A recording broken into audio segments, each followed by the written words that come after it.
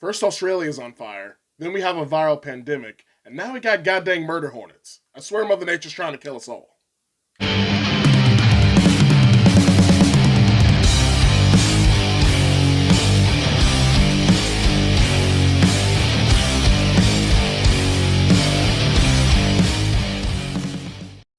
Greetings, heavy music fans. I'm Dante with the Heavy Haystack, and it's been a hell of a year so far, not just for the music industry, but for the whole world pretty much. The coronavirus pandemic that we're still dealing with as of this video has pretty much shut down all major tours and every major festival in the music world. Despite this, a lot of albums from major bands and other quality releases were released throughout the month of April, so you can still have something to enjoy during your time in lockdown. Before I get into my top 10 albums for the month of April, let me tell you about some EPs and honorable mention releases that you should give a listen to. The first EP I want to mention is the new record from KHEMMIS titled The Doomed Heavy Metal, a fitting title for their stylistic blend of doom metal and classic traditional heavy metal. This record contains a strong cover of Dio's Rambo in the Dark, as well as a new original track in the heavy, doomy Empty Throne, and it contains their own doomy rendition of the old folk song Oh Death, titled here as A Conversation with Death. Add to that, the latter half of this record has live renditions of some of the band's best songs, making this a nice holdover until the next full album from the band. The other record I want to talk about is from death metal Deathgrind band Aborted, called Grande Mascarade. While only 3 tracks long, it's 3 of the tightest tracks the band has put out thus far, and is equally good or better than anything off their previous album Terror Vision. It provides good promise for whatever album they come out with in the future. Moving on to full albums, I have 3 honorable mentions that didn't quite make the top 10 cut. The first of these is from the melodic death metal band The Black Dahlia Murder with their new album Verminous, a solid follow-up to their 2017 landmark album Nightbringers, which has the band further embracing melody and dynamics into their sound. The next record I want to mention is from electronic rock band SHIKARI, titled Nothing Is True and Everything Is Possible. Despite this album just being an honorable mention for April, I could still see this on my best rock albums of the year list by the time 2020 is over. This is a very artsy record, with its experimentations with electronics and synths, and multi-part movements which gives it a bit of an unorthodox structure, and the sounds on this record span SHIKARI's entire discography. But despite all this art rock experimentation, it has a lot of accessible tracks that are very fun to listen to. And one track in particular that I like most is Dreamer's Hotel, which might be one of my favorite songs of the year so far. The last one of the honorable mention albums I want to talk about is the new album from LOVEBITES titled Electric Pentagram. LOVEBITES is a Japanese all-female power metal band, but they're not a gimmick and they're not another baby metal. These women can shred, and this album is my favorite power metal album of the year so far. The highlight tracks in this record are Golden Destination, which has a very strong Iron Maiden vibe with its galloping rhythm, and also Raise Some Hell, which is a more lighthearted track that goes into some thrash territory. With the honorable mentions out of the way, now let's move on to my top 10 albums of the month of April 2020. The first album on my top 10 list is the new album from Elder called Omens. While Elder started off as a pure doom metal band, this new record has no focus on heaviness at all, as the band's fully embraced their 70s psychedelic prog rock sound. The songs are still long though. While there's only 5 tracks on the record, the album spans 55 minutes, with a lot of detail and elements going into each one of the tracks. There's even a 90s alternative rock vibe on this record, particularly in the tracks In Procession and Embers. The upbeat sounds and vocal stylings that the band uses reminds you a lot of the band Hum, and really goes into that 90s psychedelic territory a lot of bands did in that day and age. While the shift in sound and venturing into more melodic territory may annoy some older fans of Elder, this is still a very strong record that's definitely worth a listen. Number 9 on my list is from death metal band Abysmal Dawn with their record Phylogenesis. Abysmal Dawn showcased an old school death metal sound on this record, but with a very big focus on groove, and even some experimentation that goes outside of the typical death metal territory. My favorite song on this record is Soul Sick Nation, a very groove-focused song that has a very bluesy riff as its center. It has a lot more accessibility than a normal death metal track would have. There's also the track Coerced Evolution, which is a very proggy, off-time, off-kilter rhythm to it, which makes it a standout on the record. Also for fans of the band Death, Abysmal Dawn has a cover on this record of Death's Flattening of Emotions from the Human album.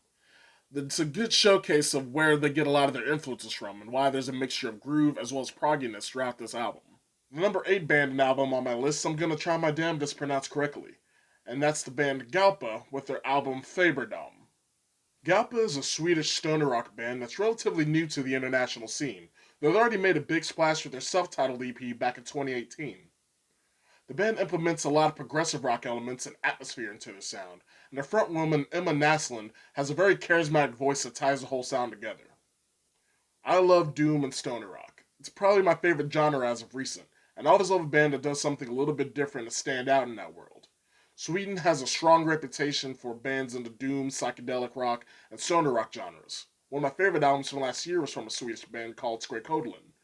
And GAUPA, with this new record, is definitely a strong contender for one of the best bands from Sweden and in the whole psychedelic rock and doom metal genre as a whole. The 7th album on my list is the sophomore effort from AZUSA, titled Loop of Yesterdays. AZUSA is a hard-to-define genre-bending band, which includes elements of progressive metal, hardcore, jazz, and even indie pop into their sound. This isn't all that surprising when their roster includes members of Dillinger Escape Plan, the progressive metal band Extol, and the indie pop band Sea and Air. Compared to their much-praised debut album Heavy Yoke, this album is a lot more streamlined, goes to a lot more hardcore territory, and is a little more accessible than their first record. While it still has plenty of off-kilter, odd-time songs like Detach and other tracks on the record, there's more straightforward tracks on this record that has a lot more melody and hooks to it, including Monuments and Kill Destroy. Despite the level of aggression and off-time songs on this record, it's still relatively accessible by heavy music standards, with a lot of the poppy indie rock hooks that they have on a lot of tracks on this record. It's definitely one of the more interesting listens that you'll find throughout the year.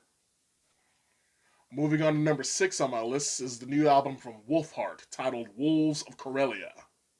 WOLFHEART is a Finnish melodic death metal band that also includes black metal, folk metal, and symphonic elements into their sound.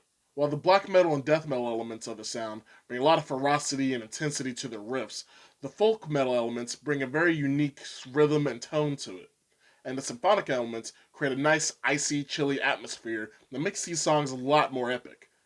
While the overall style will feel a little bit familiar to European metal fans, it's interesting to see how many different ways WOLFHEART can tweak the sound and make it their own, as well as the quality level to have front to back and leaving no weak tracks on the entire record. Moving on to my top 5 albums of April 2020, we have the new album from thrash legends Testament with Titans of Creation.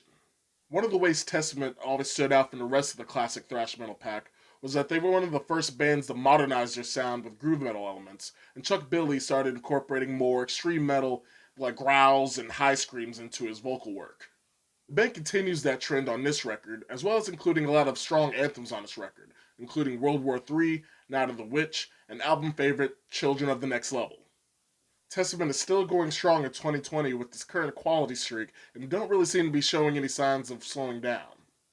The number 4 album on my list is from French brutal death metal Deathgrind band BENIGHTED with their new album Obscene, Repressed. This album is a strong follow-up to the band's previous, much-praised album Necrobreed, with its awe-inspiring intensity and strong grip on dynamics, which has some surprising hooks laid out here and there.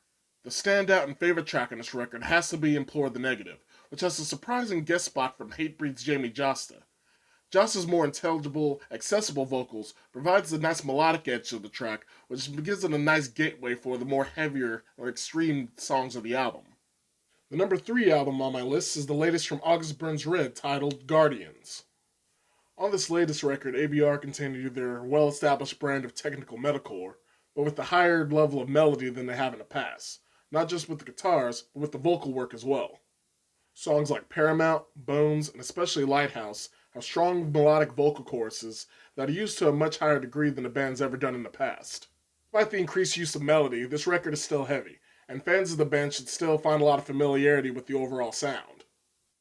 August Burns Red has always stayed afloat through quality of execution, despite the number of copycats that have come in their wake. The number 2 album on my list is the new record from WARBRINGER, titled Weapons of Tomorrow. WARBRINGER has always set themselves apart from the thrash revival pack by 1, having a more extreme sound than most other thrash revival bands, and 2, having one of the best vocalists of the thrash revival scene in John Keeble. On this album, however, WARBRINGER experiments a little bit with their sound, and have a balance of both their straightforward, hard-charging thrash and more experimental, progressive, atmospheric songs. On the traditional thrash side, there's the singles that they released before the album, Power Unsurpassed and Firepower Kills, both nice strong odes to old-school thrash. But where this record really shines are on the more atmospheric and progressive tracks, like Glorious End, Heart of Darkness, and Defiance of Fate, which on that last one, John Kevill experiments with his voice a bit, having a more extreme death or black metal tone over the atmospheric melodic guitar work. With this record, Warbringer is proving that they can stay true to the thrash sound while also expanding into new experimental territory, and so far that experimentation is paying dividends with a nice quality record from them. Now we're down to my number one album of April 2020, and that is a new album from TRIVIUM titled What the Dead Men Say. This album has some of the fastest and most aggressive tracks that TRIVIUM has released to date, and leans very hard into their melodic death metal influences. Something that allows the band to go in this direction is having Alex Bent for a drummer, who has plenty of experience playing for death metal bands. A lot of the songs on this record go into heavy territory that the band hasn't really touched since the early part of their career. That said, the latter half of this record leans more into melodic territory, with a lot of the songs showing their traditional heavy metal influences. Some of this territory will remind people of their Ascendancy era, particularly the song The Defiant, which sounds like it would stay right at home on that album. A big highlight of the record, though, is right in the middle with their radio track titled Bleed Into Me, which sounds like it would fit right in on the In Waves album. It's simple, groovy, and super catchy, and fits right at home as a nice break from the very heavy side of the first part of the record to the more melodic side on the latter half of the record. Another plus of this record is that it's very tight and it's relatively short, being only 10 songs, 9 if you don't count the instrumental opener 9. With this album and their previous one, The Sin and the Sentence, TRIVIUM are definitely on an upward swing in their career right now.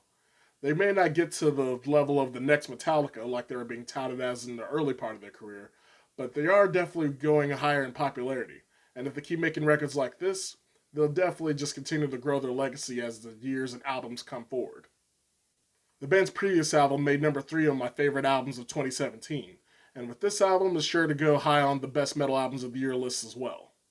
And that's the end of my list. What did you think? Who should have been on here? Who shouldn't have been on here? Leave a comment, like, and subscribe to the channel if you want to see more videos like this one. You can also follow me on Twitter and Instagram at heavy_haystack. Peace, love, music, and I'll see you next time.